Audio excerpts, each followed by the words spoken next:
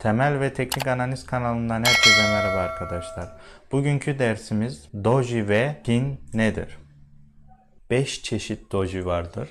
Bunlar doji star, Türkçesi topaç. Bir dojide açılış fiyatı kapanış fiyatıdır. Kararsızlığı gösterir. Tüm dojiler kararsızlığı gösterir. Ayılar ve boğaların savaşı çekişmeli geçtiğini, kimsenin kar edemediğini gösterir. Double doji, Türkçesi çifte doji. Kararsızlık sona erdiğinde sert hareket beklentisi sinyalidir. Ne kadar doji oluşursa, yani 3 tane de olsa triptek doji, ne kadar doji olursa o kadar daha sert bir hareket geleceğini gösterir. Şunu da belirteyim, dojiler kararsızlığı gösteriyor ya, nasıl hareket etmeliyiz? Her zaman bir teyit mumu gereklidir. Yani bir sonraki mumu gözlemlemek gerekli. Ona göre hareketin devam edeceğini anlamış oluruz. Eğer bir ayı mumuysa, düşüş mumuysa sonrasından düşüş geleceğini anlamış oluruz. Dragonfly Doji, Türkçesi Yusufçuk, bir dönüş noktası işaretidir. Bunun da mantığını anlatayım. Yani bunları ezberlememize gerek yok. Mantığını anlasak yeterlidir. Mantığı nedir? Açılış buradan yapmış. Açılış dediğim mesela fiyat 5 liradan açmış. Sonra düşmüş 4 lira, 3 lira, 2 lira, 1 lira. Ondan sonra tekrar yükselmiş. 1 lira, 2 lira, 3 lira, 4 lira. Tekrar 5 liraya gelince kapatmış. 5 lirada aynı seviyede açılış, aynı seviyede kapanış olunca doji oluşmuş oluyor. Bu bir mumdur yani. Böyle artı işareti diye bir işaret değil yani. Mumun göstergesidir. Hani mum buradan açılıp mumun gövdesi ip ince olduğu için yani açılış yerinden kapanışı verdiği için çizgi şeklini alır gövdesi. O yüzden T şeklinde gözüküyor mesela burada Yusufçuk'ta. Mantığını anlarsak bak açılışı buradan vermiş. Sonra düşüş yaşamış. Ama tekrar boğalar galip gelmiş. Aynı seviyede kapatmış ama bir kar alamamışız. Bir yükseliş bekleyebiliriz teyit mumundan sonra. Gravestan Doji, Türkçesi mezar taşı doji. Fiyatların tepe noktasına geldiğini ve dönüş işaretidir. Üst gölge ne kadar uzun ise o kadar kuvvetli düşüş beklenir. Gölge neydi? Burası gövde oluyor. Gölgede alt ve üst kuyruk diyoruz. Hani gölge diyoruz. Gölge ne kadar uzunsa o kadar kuvvetli düşeceğini gösteriyor. Yani fiyatın neden düşeceğini gösteriyor. Çünkü hani ne dedik? Yusufçuk'ta boğalar galip gelmişti. Mezar taşında şöyle. Açılışı buradan yapıyor. Yükseliyor yükseliyor. 5, 6, 7 lira, 8 liraya geliyor. Tekrar düşüyor 7, 6. 5'e tekrar geldi mi kapanış veriyor bana. Açılış ve kapanış 1. Ama ne oluyor? Boğalar galipken, yukarıdayken ayılar galip geliyor. Fiyatı aşağı çekiyor. Buradan fiyatın düşeceğini anlayabiliriz.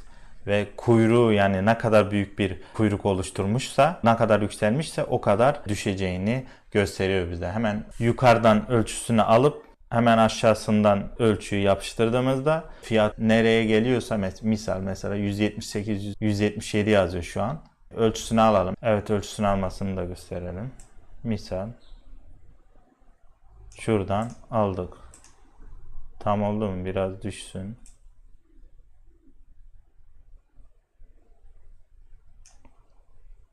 Ölçüyü aldık. Hemen aşağı yapıyoruz. Fiyat nereye geliyormuş? 186. Misal 186'ya kadar düşeceğini bize gösteriyor. 4 pis doji, 4 parça doji anlamına gelir. Açılış, kapanış, üst gölge, alt gölge olduğu için 4 parça şeklindedir. Zaten dojilerin mantığını anladık. Burada bir kararsızlık var. Boğalar ve ayılar aynı seviyede kapatmış. Bu teyit mumundan sonra yükseleceğini ya da alçalacağını tahmin edebiliriz. Long Legend Doji, Türkçesi uzun bacaklı doji. Çekçek adam diye de biliniyor. İngilizcesi Rickshawman. Uzun bacaklı dojinin uzun gölgeleri seans sırasında piyasanın hem yukarı hem de aşağı yönlü rally yaptığını, ancak her iki rally'de de tutunamayarak açıldığı fiyat seviyesinde kapandığını belirtir. Açılışı yapıyor. Boğalar galip geliyor, yükseliyor, yükseliyor. Yani rally demesinin çok fazla yükseldiği için ya da çok fazla düştüğü için rally yaptığını söylüyor. Fiyat açılışı buradan veriyor. Boğalar rally yapıyor. Yükseliyor. Tekrar düşüyor. Bu sefer ayılar galip geliyor. Fiyatın da çok aşağı düştüğü için hani rally diyor. Ondan sonra tekrar açıldığı yerden kapanış veriyor. Teyit mumundan sonra fiyatın yükseleceğini ya da düşeceğini anlayabiliriz. Ama rally yaptığı için çok çekişmeli, çok alım ve satım gücünün olduğunu gösterdiği için teyit mumundan sonra çok yüksek bir fiyatın çok yükseleceğini ya da çok aşağı düşeceğini gösteriyor. Teyit mumundan sonra sağlıklı bir karar verebiliriz. Evet, gelelim pin'e. Pin nedir? Türkçesi iğne demek. Boğasal iğne. Bullish pin. Gölge gövdeden 2 kat ya da 3 katı büyük olmalıdır diyor. Gövde dediğimiz açılış ve kapanış fiyatını gösterdiği yer gövdedir. Gövdesi bir doji şeklinde ama bir dojiye göre kuyruğu 2-3 kat daha büyüktür. Evet, gelelim. Açılışı veriyor. Ayılar satıyor. Tekrar boğalar devreye giriyor. Alıyor. Tekrar buradan kapanışı verince boğaların galip geldiğini bize gösteriyor. Çünkü fiyat düşmüyor. Açıldığı yerden kapanıyor. Fiyat sabit kalıyor. Ayılar düşürdüğü için piyasayı, boğalar tekrar aynı seviyeye getirdiği için onlar galip gelmiş oluyor. Bu yüzden boğasal iğneler fiyatın yükseleceğini bize gösterir. Şu şekilde boğasal iğneler vardır. T şeklinde olan da vardır. Şöyle artı şeklinde. Şu içi dolu şeklinde olan da var. İçi dolu şeklinde olan misal çekiç formasyonu olarak karşımıza çıkıyor. Boğasal iğnedir ama çekiç formasyonudur. Gelelim ayısal iğnelere. Yine aynı şekilde gölge gövdeden 2-3 kat daha büyük olmalıdır. Aynı boğasal iğnede olduğu gibi. Ayısal iğnede açılış buradan yapılıyor. Boğalar alıyor. Tekrar ayılar devreye giriyor. Satıyor. Tekrar gelip kapanışı buradan yapıyor. Boğalar ayıları yenemiyor. Çünkü ayılar fiyatı tekrar düşürdüğü için fiyatta bir yükselişin olmadığı, aynı seviyede kapattığı, aynı seviyeye getirdiği için fiyatı ayılar galip geliyor. Bu yüzden fiyatın düşeceğini bize gösteriyor. Bunlar da bir mumdur. Mum şeklidir.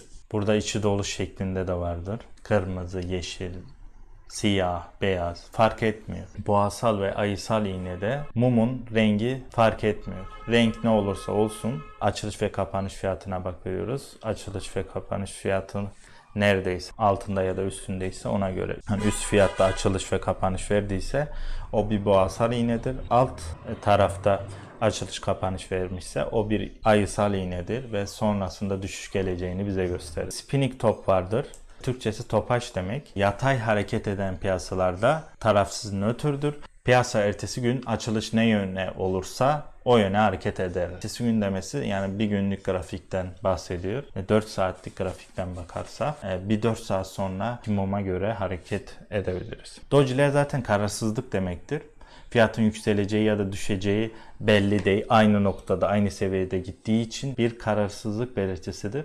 Ondan sonraki teyit mumuyla hareket edebiliriz. Yükselen bir boğa mumu piyasaya çıkarsa fiyatın yükseleceğini bize gösterir. Ay mumu çıkarsa fiyatın düşeceğini bize gösterir. Doji kurallarına bakalım. Doji görüldüğünde teknik analizci dikkat kesilmelidir. Destek, direnç olup olmadığı ve aşırı alış satış durumu incelenmelidir. Bir doji kararsızlıktır. Yan yana doji sayısı arttıkça kararsızlık da artar. Doji tepede görüldüğünde satış, doji dipte görüldüğünde onay gerekmektedir. Onay dediği destek ve aşırı satışın olup olmadığını gözlemlemek.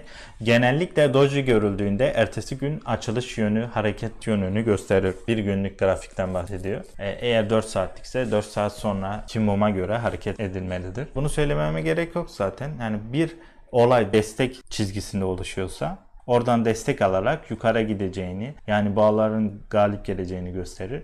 Eğer direnç seviyesinde oluşuyorsa, şu şekilde direnç seviyesinde oluşuyorsa demek ki fiyatın direnci kıramayacağını, aşağı doğru hareket edeceğini bize gösterir. Ayıların galip geleceğini. Gelelim, şurada birkaç örnek bulmuştum sizler için. Evet. Misal burada double doji olayı oluşmuş. 2 tane doji oluşup ve ne dedik? Doji kararsızlıktır. Hani ne kadar yan yana bir doji oluşmuşsa fiyatın sert hareket edeceğini bize gösterir. Teyit mumu boğaysa fiyatın yükseleceğini, teyit mumu ayıysa fiyatın sert düşeceğini. Burada teyit mumu yeşil olduğu için, boğa mumu olduğu için fiyatın sert yükseleceğini bize gösteriyor. Ve ve fiyatın gayet sert yükseldiğini görüyorsun. Bu bir altın grafiğidir. Altın grafiğinin üzerinden size anlatmak istedim. Evet arkadaşlar, bugünlük dersimiz bu kadar. Bir sonraki temel ve teknik analiz eğitim videolarında görüşmek dileğiyle. Beğenip abone olmayı unutmayalım. Şimdilik hoşça kalın.